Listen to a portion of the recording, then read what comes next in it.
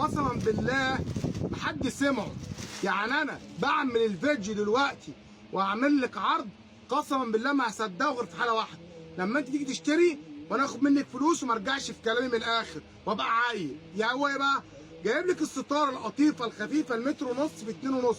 المتر ونص بكام؟ ب 2 ونص. الكلام اهو صوت وصوره وفيديو، صوت وصوره وايه؟ وفيديو. العرض باين انه متر ونص لو ما زادش 160 سم، تمام؟ ارتفاع 2 ونص. ارتفاع ايه؟ 2 ونص.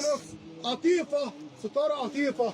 بص التوكه وبص الشريط وبص الفينش، تمام؟ يعني القصه ان انا عمال ابص طب اعلق على اي حاجه فيها ما فيهاش. القطيفه فيها لمعه كويسه ودنيا كويسه. ستاره زي كده اخدها احطها على باب مطبخ، باب الطرقه، باب حمام، احط منها كذا لون في الصاله غير المنظر، في اوضه النوم مع الستائر الغاليه. جاي اقول لك الستاره القطيفه السعر، القصه في السعر. صلي على الرسول اقول لك السعر. طيب اللهم صل وسلم وبارك على سيدنا محمد. قلبك يصيب. قسما بالله عليك لو هتاخديها من عندي سواء اونلاين سواء من معرض، حطي لي قلب وحطي لي لايك، ما تستخسريش حاجه، تمام؟ ونوصل اي مكان في مصر والدفع مقدمه عن طريق بدون كاش.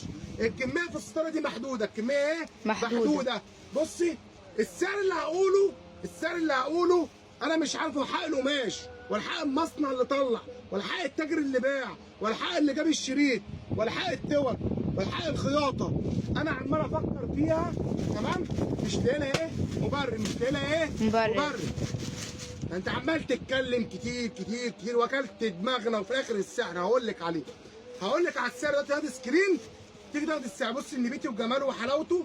يبقى كده فرشنا ايه؟ الرصاصي كشميري نبيتي، بسم الله ما شاء الله، تمام؟ الجنزاري كام بقى السعر؟ كام؟ انا هقول لك كام دلوقتي. كل الناس مستنيه كام دي؟ كام يا باشا؟ السعر هيكون ببلاش. بص الجنزاري جاب يا باشا، جاب يا باشا. وادي الكحلي وادي الاوف وايت وادي الرصاص الفاتح وادي الرصاص الغامق وادي البني، بسم الله ما شاء الله. كل الالوان موجوده. كل الالوان ايه؟ موجوده. كام الستاره؟ كام بقى؟ الستاره القطيفه. الستاره ايه؟ القطيفه. المقاس بتاعها متر ونص في 2 ونص، تمام؟ تمام. اللي ضيع